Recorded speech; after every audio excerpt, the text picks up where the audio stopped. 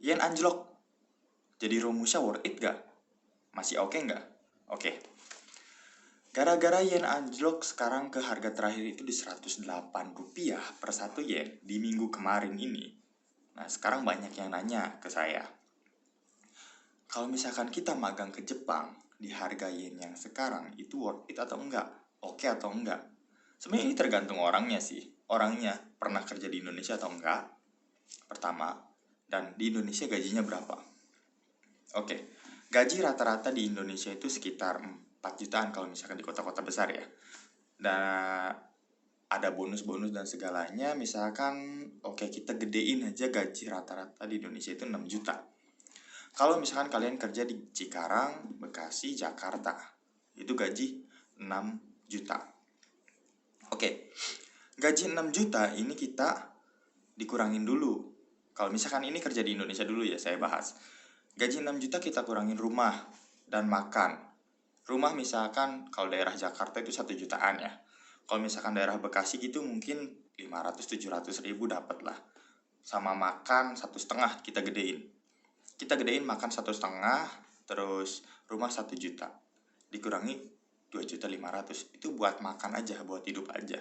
Belum internet, kalian main, lain-lain. Masih banyak kan. Oke, main dan internet misalkan mainnya dikit, dikasih di angka 500 ribu. Di angka 500 ribu itu, kalian berarti sisa cuma 3 juta.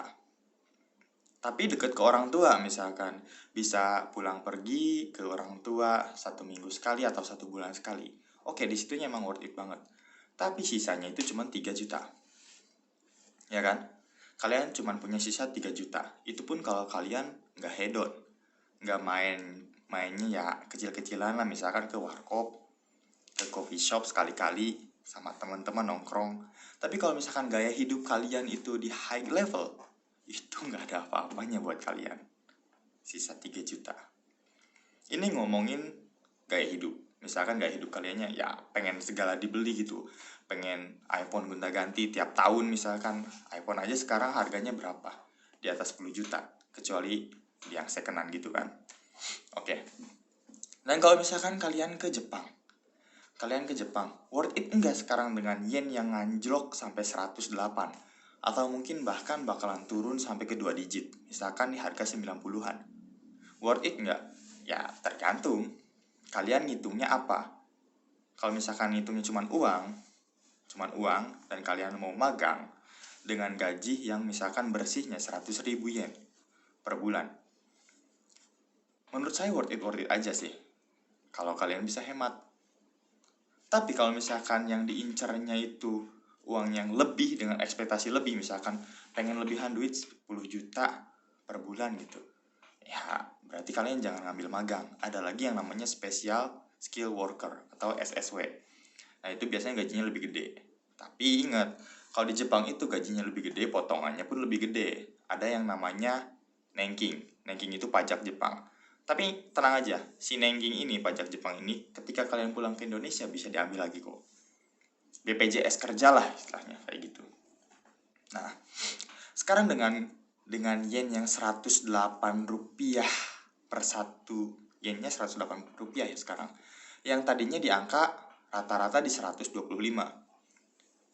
Bedanya berapa sih kalau misalkan kita gaji bersih 100 ribu per bulan? Oke. Gaji bersih 100 ribu per bulan. Walaupun sekarang udah jarang sih gaji bersih 100 ribu per bulan. Biasanya lebih. Ada yang 120, magang ya. 120, bahkan kalau misalkan sama lemburan, saya dengar kemarin, salah satu murid saya bilang ada yang sampai 170 ribu. Ini lembur ya. Tapi rata-rata ya kita potong yang paling kecil aja 100 ribu per bulan. 100 ribu per bulan, rumah dan lain-lain kan udah dipotong tuh dari gaji. Itu udah bersih, tinggal makan kalian aja. Internet dan lain-lain itu biasanya udah dipotong.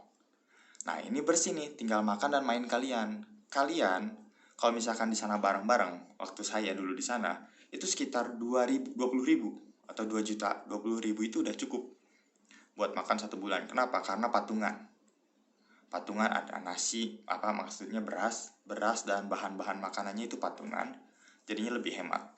Nah itu cuma 20 ribu. Mahal-mahalnya kalau makan di luarnya sering jadi 30 ribu lah. Oke, 30.000 buat makan, 20.000 buat main. Sisa 50.000. Kita hitung. Sisa 50.000 dikali yang sekarang rate-nya 108 yen. 50.000 dikali 108. Berarti kalian nanti punya uang tuh sekitar berapa nih? Ntar dulu. 50.000 yen dikali 108. Kalau dikirim ke Indonesia kalian punya uang sekitar 5.400.000. Enggak sih, ini ada potongan lagi buat ngirimnya. Ya sekitar 5.200.000-an lah. 5.200.000-an itu bersih. Buat dikirim ke Indonesia, misalkan pengen ditabungin di Indonesia. Kalian punya uang segitu. Dikit ya bedanya sama di Indonesia. Iya, kalau gaji kalian cuma 100.000 bersihnya. Kalau kalian banyak dapat lembur, kerjaannya bagus, dan dapat kerjaannya yang gajinya gede gitu. Dengan yang tadi misalkan murid saya ada yang dapat 170.000, bersih-bersihnya mungkin dia sama makan sama apa sisa 140.000-an. Masih banyak kan? Masih banyak. Ini kan kita masih pakai yang paling murah. Gaji yang paling murah. Paling sedikit kalian bakalan dapat uang tabungan itu 5 juta per bulan. 5 juta per bulan, oke? 5 juta ini kalian tuh kerjanya di Jepang gitu tuh. Di Jepang. Kalau misalkan kalian emang senang sama Jepang, kalian bakalan nikmatin itu dah. Kalian capek kerja di mana aja capek ya. Apalagi di Jepang yang notabene-nya workaholic gitu. Kerjanya kayak orang gila. Kalian pasti capek, stres gitu. Tapi ketika libur, kalian liburan kemana, main kemana, itu wah, pokoknya buat kalian yang suka sama Jepang, worth it banget lah pokoknya. Jadi yang diincar bukan cuma duitnya. Oke, sekarang 3 tahun misalkan di Jepang dengan gaji 5 juta. Dengan lebihan 5 juta per bulan. Lebihan 5 juta per bulan. Tinggal dikali 3 tahun berarti semuanya kecilin aja jadi 30 bulan lah. Jadi 30 bulan lah. Kenapa? Soalnya mungkin ada uang yang pengen kalian pakai buat jalan-jalan, ada ya uang yang pengen kalian pakai buat shopping dan lain-lain lah. Misalkan kalian kerja di Tokyo, pengen liburan ke Hokkaido gitu yang jauh, itu kan pakai duitnya yang lumayan banyak gitu. Kecil-kecilnya kalian punya 3 tahun, kalian punya tabungan 150 juta. Di Indonesia kalian kerja dengan gaji 6 juta selama 3 tahun, belum tentu kalian punya tabungan. Kenapa? Ya, di Indonesia kita banyak teman, main sama teman, ngeluarin duit. Teman beli apa, misalkan teman beli motor, kita pengen beli motor. Teman beli mobil, kita pengen nyicil mobil. Nah itu, karena di Indonesia ada yang namanya sistem cicil-cicilan gitu, akhirnya uang itu bakalan kepake buat nyicil sesuatu. Kita belum mampu beli, misalkan kita belum mampu beli motor, tapi kan teman-teman kita nyicil motor, ya udah, teman-teman gua aja bisa nyicil kok, kenapa enggak? Akhirnya kita nyicil motor kan. Nah di sini penyakitnya di sini kalau kerja di Indonesia. Kalau kalian kerja di Jepang, ya teman-teman di Indonesia beli motor ya kalian nunggu pulang. Teman-teman di Indonesia beli mobil, kalian nunggu pulang ya kan. Tapi cuma 150 juta. Cuman kalian kerja di Indonesia belum tentu dapat segini. Ini yang paling kecil, Rata-rata di 200 ke atas kan. Saya bilang lagi, rata-rata di 200 ke atas. Oke, tahun pertama mungkin kecil karena ada potongan dari si penyalurnya biasanya. Tahun pertama itu biasanya kecil. Tahun pertama atau setengah tahun pertama lah. Biasanya kecil segini hasilnya. Tapi tahun kedua dan seterusnya itu bakalan lebih gede. Nah, dan yang kalian dapetin itu bukan cuma uang. Pengalaman kerja di luar negeri. Pengalaman jauh dari orang tua. Pengalaman manage uang sendiri. Pengalaman nabung sendiri. Kalau misalkan ketika kalian pulang dan kalian gak pegang apa-apa, gak pegang duit sama sekali, berarti emang manajemen keuangan kalian jelek, gitu aja. Makanya dari sekarang sebelum berangkat, udah jangan dilihat rate-nya. Rate bakalan naik lagi kok suatu saat. Mungkin gak sekarang, 1 tahun ke depan mungkin naik lagi. Syukur-syukur kalau perang Ukraina sama Rusia berhenti, ini udah pasti naik lagi. Kenapa? Karena ya Jepang salah satu negara yang memusuhi Rusia sih. Sedangkan perekonomian Rusia sekarang lagi bagus, makanya dia jatuh. Sedangkan Indonesia akur sama Rusia, dan akhirnya rupiahnya naik. Ada dua penyebabnya, yen itu kenapa bisa anjlok. Pertama, emang Jepangnya lagi lemah. Kedua, Indonesianya kuat. Kalau sekarang lagi barengan nih, Jepangnya lemah, Indonesianya kuat. Akhirnya jatuhnya jauh. Gitu, dibanting dia yennya. Nah, sekarang rate yen dari 125 turun ke 108. Misalkan kita gaji di 50.000 bersih. Ini tinggal buat ngirim ke Indonesia aja 50.000. Kalian buat ngirim ke Indonesia 50.000, tinggal dikali tuh berapa digit turunnya. 125 ke 108 berarti 17 digit. 50.000 dikali 17, kalian bakalan kekurang uang kalian itu ngurangnya 850.000 sekali ngirim. Ya tinggal jangan dikirim dulu lah. Jangan dikirim dulu, di-keep aja dulu. Di-keep dulu uangnya, bawa pulang yennya, nungguin naik baru ditukar bisa. Banyak kok caranya. Banyak caranya buat ngatur itu semua. Dan balik lagi, gaji kalian di Indonesia berapa? Kalau misalkan gaji kalian di Indonesia udah nyampe 8 juta ke atas, 10 juta lah. 10 juta kotor itu tuh ya, belum makan, belum tempat tinggal. Itu worth it sih, 10 juta ya. Kenapa? Karena daripada kalian jauh dari orang tua, jauh dari teman-teman. Ibaratnya kalau misalnya kalian masih muda, ini masa muda dibuang kalau kalian pergi ke Jepang. Kenapa? Soalnya ya udah sama teman-teman di sini nggak bakal mungkin bisa main bareng gitu tuh. Sama mungkin pacar, orang tua, ya si 3 tahunnya kalian itu benar-benar hilang aja udah kalau kalian ke Jepang.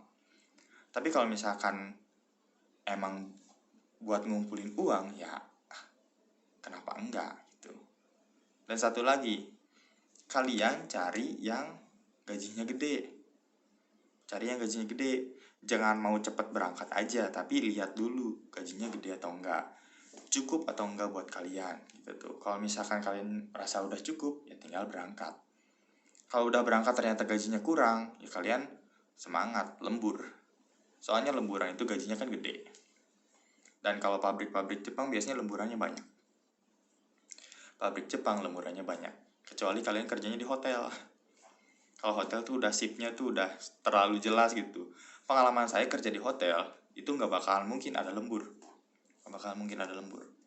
Ada lembur juga paling berapa menit doang gitu tuh, nggak nyampe sejam. Makanya, lebih baik kalian cari kerjaan yang di pabrik makanan, terutama kayak pabrik bento dan lain-lain, itu lemburnya banyak. Gaji TG sama ini Toku Teigino atau SSW Special Skill Worker sama magang itu bedanya berapa sih? Rata-rata itu di 2-30 ribu bedanya. Ada juga yang sampai 50 ribu bedanya. Cuman ya untung-untungan aja. Sebenarnya gimana perusahaannya mau ngasih kalian, mau ngehargain kalian berapa. Cuman baik lagi, gaji itu kalau misalkan kita kerjanya bener bisa naik. Ya 1 jam 10 yen misalkan, syukur-syukur 1 jam sampai 50 yen naiknya gitu tuh. Karena kerja di Jepang kan per jam dihitungnya, bukan per hari. Kalian kerjanya lebih banyak, ya kalian dapat gaji lebih banyak gitu. Jadi kesimpulannya, yen anjlok. Worth it nggak sih buat kerja ke Jepang? Menurut saya worth it. Kalau gaji di sini masih kurang. Oke? Kalau gaji di sini di Indonesia bersihnya masih kurang dari 5 juta, kerja di Jepang worth it banget buat saya. Kenapa? Karena pertama kita dapat uang, kedua kita dapat pengalaman, ketiga kita lebih mudah buat nabung dibanding di Indonesia. Ingat, di Indonesia banyak cicilan, pay later. Apalagi sekarang ada pay later. Wah, udah uang kalian gak bakalan awet. Jadi, kalau buat kalian yang pengen ke Jepang, jangan frustasi cuman gara-gara yen anjlok. Semangat. Ingat tujuan kalian apa? Pengen ke Jepang. Pertama itu. Kedua uangnya.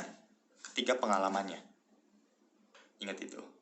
Kalau misalkan emang ke Jepang cuma buat duit, ada yang lebih gede, Korea. Udah, kalian ke Korea aja. Korea lebih gede.